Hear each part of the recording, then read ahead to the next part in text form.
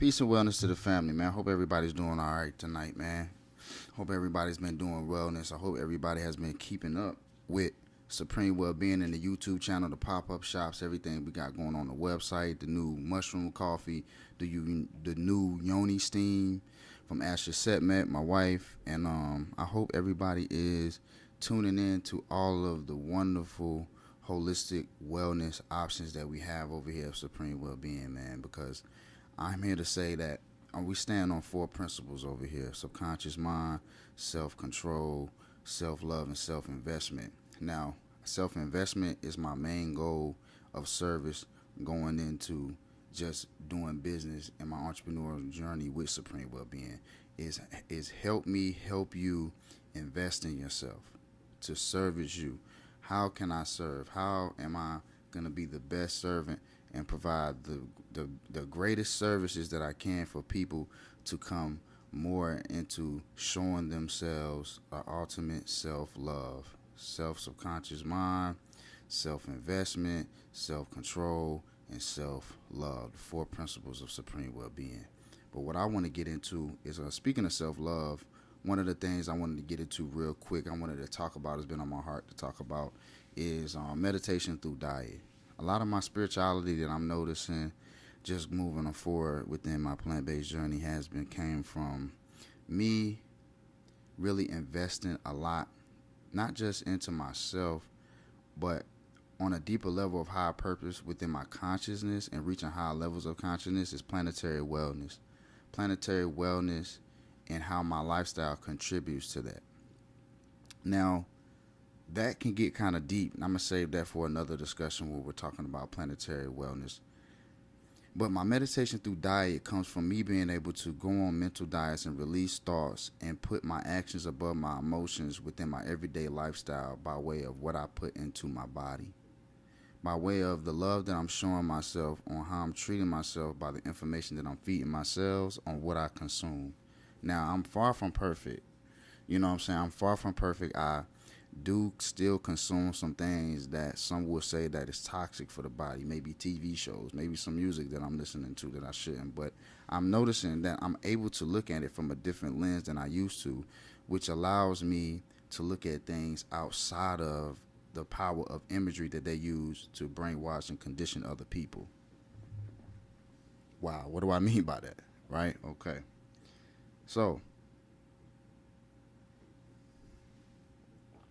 basically, if I'm watching a TV show that has a lot of violence between people that look like me, I'm usually watching it because by way of I like the writing, I like the plot twist, I like the suspense, I like the creativity that goes into the storyline, whether it's a story whether it's a story inside of a story, the way the characters are being shown and created, and the unpredictable scenarios that go on within the film. That's what I'm looking at. The angles, how the camera's switching, the cinema of it, the cinematic ways that the director is doing things.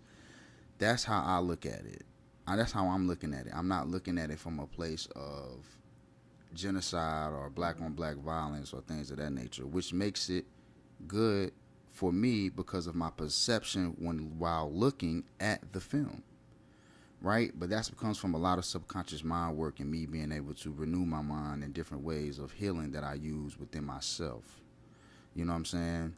So my meditation through diet comes with me being able to put things in perspective the way that I have been able to renew my mind and reprogram my subconscious mind, and also me being able to show myself different levels of self-love and talking myself through it with disciplinary action to strengthen my spiritual gifts. So if I say I'm this whole week I'm gonna mono fast, I'm gonna do a watermelon mono fast, and I'm not gonna eat anything but watermelon. And something like that, you ain't do nothing but watermelon. But see, they don't understand why I'm doing it. And my experience while doing it is the reason why I'm doing it moving forward, to heal, to become closer to the God within, to become closer to God ultimately, because watermelon is a very spiritual fruit. And it also puts me in a place of putting my actions over my emotions, which teaches me how to overcome things in life. And it also shows me that I can trust me, which strengthens my intuition, which helps keep reprogramming and resetting my subconscious mind. So my intuitive abilities is going to increase by way of me putting restrictions on my diet. But the restrictions on my diet is really, they're not restrictions, they're actually revelation. They're actually revitalizing the best parts of me.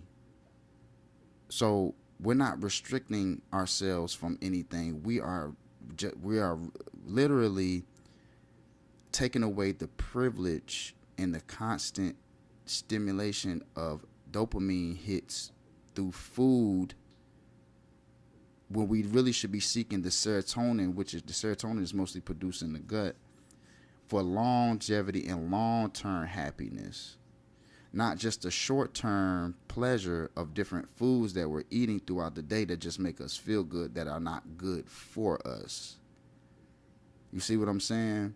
So fasting teaches you how to overcome. It teaches you how to put an elevated action over an emotion, doing what you need to do as opposed to doing what you feel like doing. And then when you're able to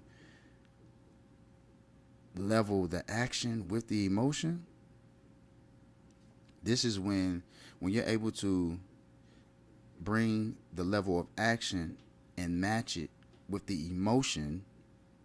That's when you're able to do things like manifest what you desire, because you're becoming what it is that you're visualizing in the mental image that you have for yourself through putting discipline and disciplinary action in your life by way of reprogramming through saying, okay, I'm going to refrain so I can overcome and prove to myself that I'm capable. And once I do that, my emotional stability is going to change.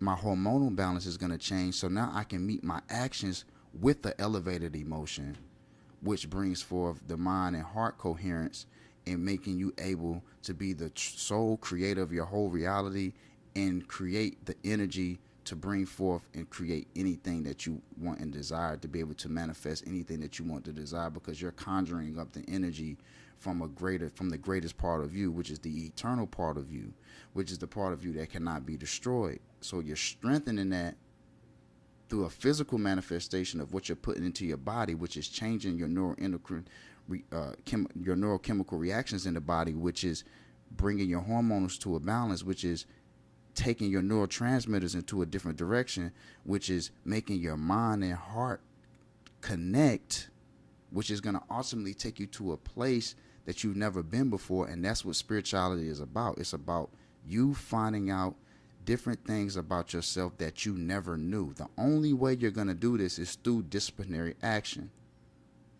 Disciplinary action. And I would say, y'all might hear me say this, but I really truly believe this to my heart, that the first steps and the first levels of raising the consciousness is through dietary law. Is the eating of live foods, which is why I talk about how the Christ, here's one of the first things he did to get closer to God and refrain was fast for 40 days and 40 nights. It's a reason why he did that with his dietary habits. It's a reason why they say the brain and the gut connection is real. It's a reason why you have a vagus nerve that runs from your gut to your brain and other organs. It's the longest nerve in the body. It's a reason for this. And we know that the Christ consciousness knew this. So the meditation through diet is always a part of my lifestyle, because I know if not the most, or one of the most important things throughout our day is what we're putting inside of this bodily manifestation.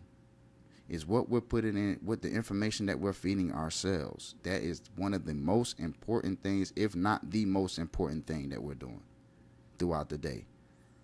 So I base my meditation, which goes into my spirituality, off of that, because as entrepreneurs and as an entrepreneur, I'm not always able to be truthful with self and self honesty. I'm not always able to do everything that I want to do spiritually in a sense of how my day goes schedulally with time management, with me being a father. And this goes into time management with you fitting in your spirituality throughout a busy day.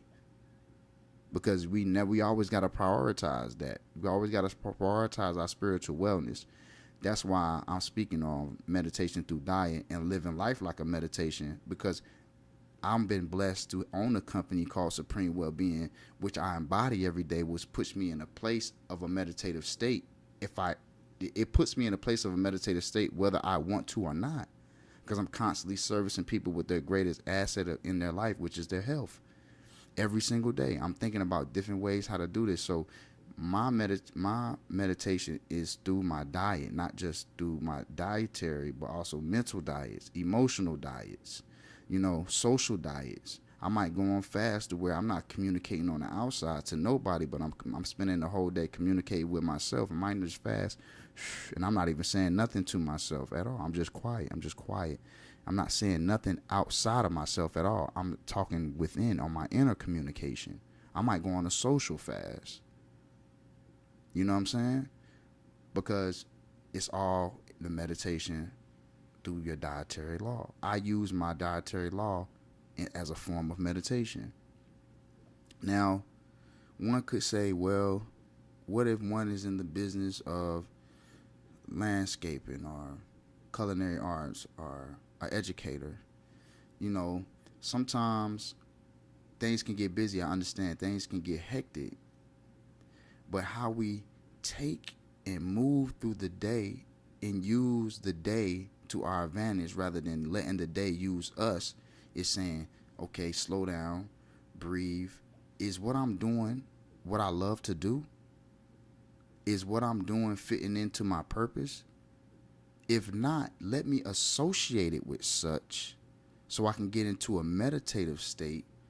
And when I say meditative state, I'm talking how we are calm, getting rid of the mental chatter, being able to release the thoughts that we need to release, sometimes writing the thoughts down,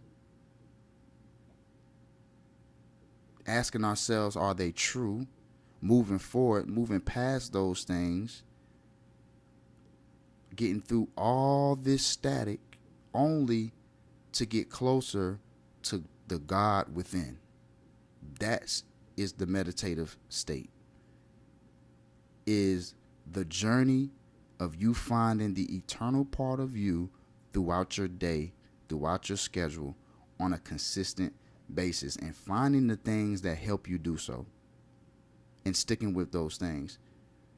When sticking with those things, you'll find new strategies of what to do and how to do them while finding out and discovering new things about yourself. This is why they call it the self-discovery journey. Like I said, I've been blessed enough to have a business to where I'm constantly on a self-discovery journey, constantly finding new innovative ways to incorporate meditation, spiritual work, strengthening my spiritual gifts, dealing with my problems on a spiritual level.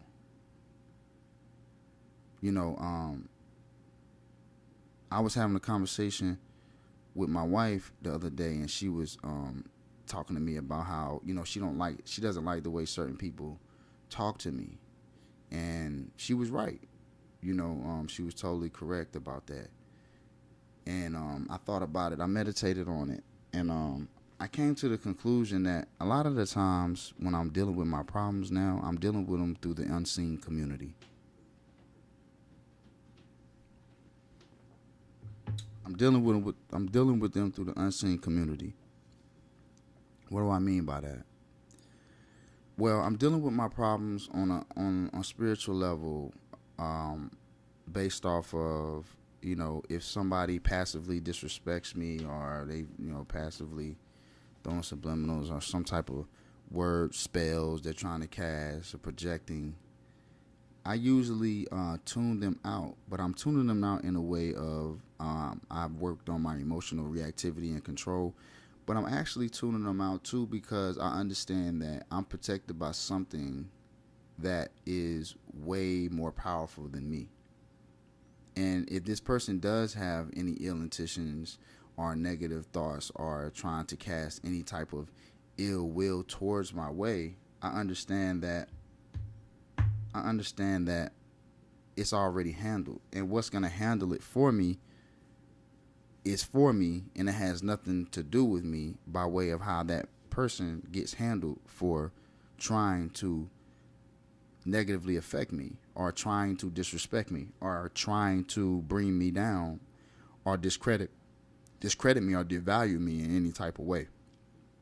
I'm fully confident that my spiritual protection and connection knows exactly what's going on and is going to handle the situation for me to where I physically don't have to do anything.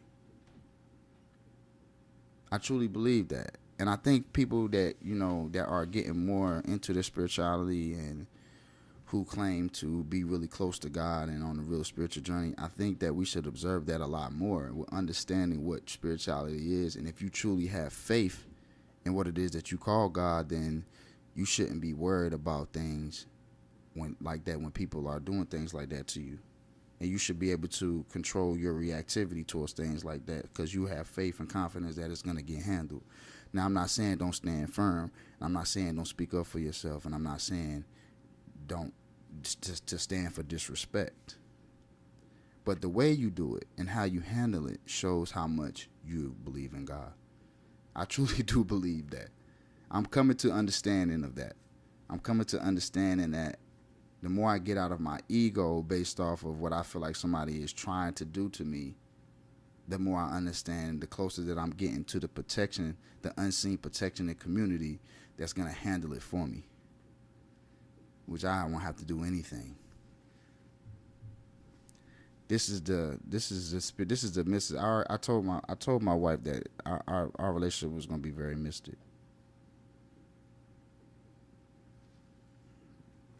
I told her that. Excuse me, I'm sipping that mushroom coffee. SupremeWellbeing.com. We got a Father's Day sale, man. Mushroom coffee Father's Day sale all week, $16.99. But yeah, I told her. I said, it's gonna get real mystic within our relationship based off of a lot of different things, but mostly the self-discovery and mostly what we're going to see coming out of people with two people loving on themselves with a futuristic solution to black people gaining wealth, emotional stability, and not playing by the rules of society of the Eurocentric ways and traditionalism has put in the way for us, finding a new solutions and ways of how we can grow. We don't have to play by their rules. This is what she stands for, a whole solution. Her existence is a solution. Us coming together, me being a monogamous man, learning how to get into the solution, which is genius. That's what geniuses do. Geniuses create solutions for the future. I told her that the other day, right? So we're understanding that, and it's important that. So it's important for me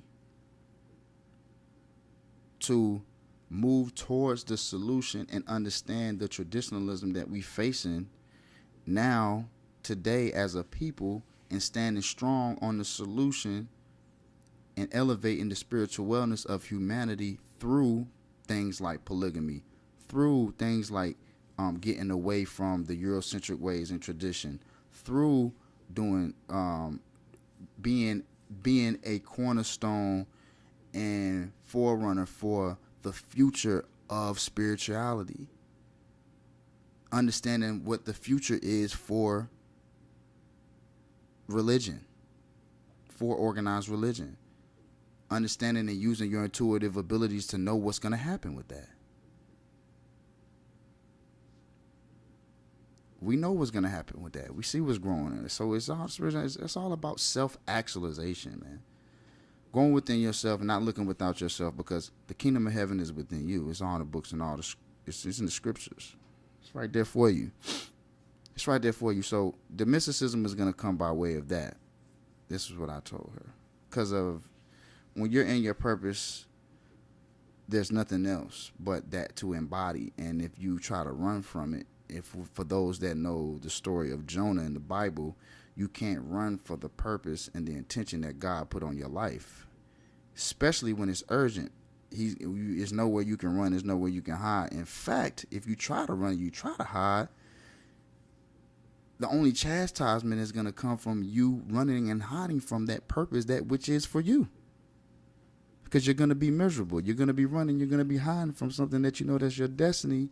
And you're just convincing yourself that you're not ready for it. But God would never put something on your life of a high purpose if you weren't strong enough to endure and carry it out.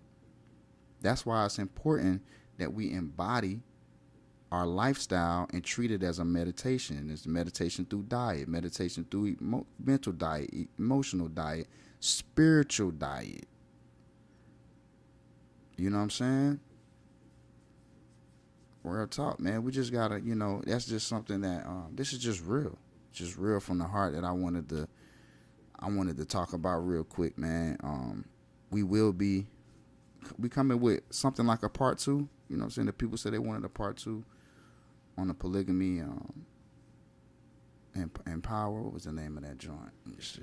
Hold up. Let me get y'all. I don't want to slaughter that joint. I don't want to slaughter it. Hold up.